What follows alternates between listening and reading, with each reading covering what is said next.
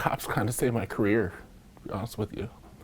We see a lot of bad stuff all the time, and what I realized is that what I was going through was nothing compared to, what some of these families are going through.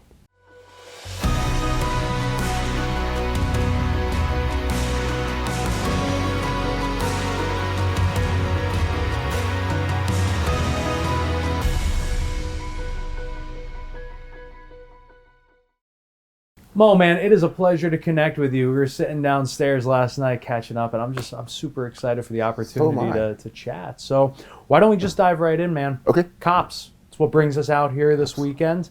Yes. Why are you involved?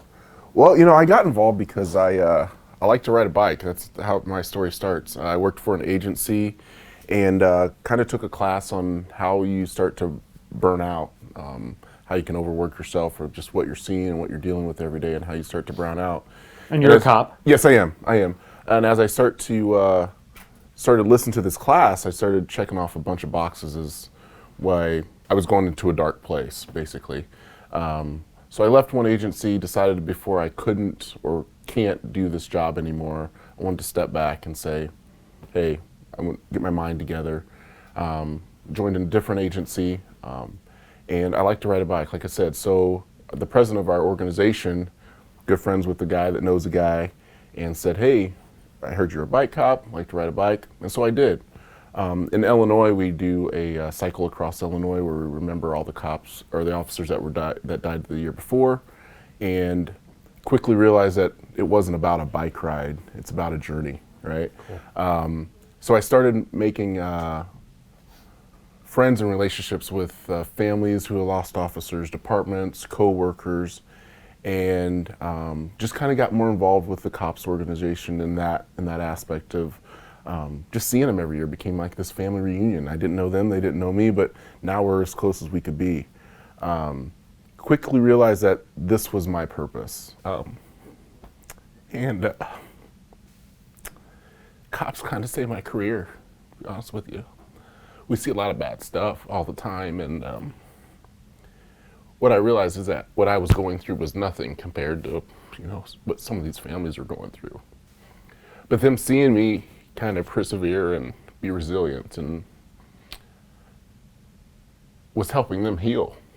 Them losing their family members, or and I say this to be selfish, and I don't want to, but them watching me heal actually helps them heal, and that to me what's my purpose, in an indirect way of that's what I can say. The cops saved my career. A few years ago, our organization started a memorial team, critical incident memorial team, where we handle funerals for officers that have been killed in the line of duty. And since 2015, we've unfortunately had to introduce more families into our organization. But those families we're just so close. We're just so close. And so every day, just thinking about what they're going through and just what I'm going through, and being able to call them and them say, hey, how you doing? How you doing? And me saying, how you doing? Well, I'm good. Just to hear that positivity in their voice after losing someone that they were so close with lets me know that what I'm doing is okay. What I'm doing is the right thing. And it gave me a little bit of purpose in my career that we get crapped on a lot. There's a lot of negative stuff going on, but it's just a little bit of helping someone else get through the absolute worst time of their life. That's my purpose. And I say that selfishly, and it sucks, but that's my story. You know what? That's a good selfish though, because it's that selfish that's helping others get through these dark times. Let me ask you this, Mo. We're in a real divided place in this country right now. It almost seems like there's a war on law enforcement, and I think part of that is because people don't see you. They don't see inside of you. How do we change that narrative, man? You know what? We're people. Everyone's a person. As far as changing, I don't know that I got the right answer, but just talk to people, communicate with what our mission is, what our mission is as a law enforcement, or what your individual agency is, and let me know what your problems are as a citizen. Let's just talk, because if we talk, We may not agree with one another, absolutely, but we can understand, we can empathize with the other mission. And at the end of the day, we may realize that we're trying to get to the same place. How we get there may not be the same way, but we want peace and love and all of this thing. That's what we want as law enforcement too. You know, we're just here to help. We're here to protect you. What do you wish people knew about the families who have lost officers?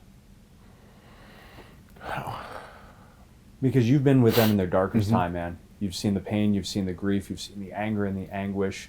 But a lot of people who are watching this right now who maybe have never experienced that probably can't relate. What do you want them to know about those families and about the journey that those families have been through? That they love their officer. They love their officer more than anything. And they love their officer, and they know that their officer was doing the right thing when they made the ultimate sacrifice. And again, when you go back to the last question you asked me is, how do we resolve this? They just want everyone to be together, just to come together and, just to come together and just say, you know, my officer, one, I don't want them to ever be forgotten. Never forget what they were doing, and keep doing what you're doing as law enforcement.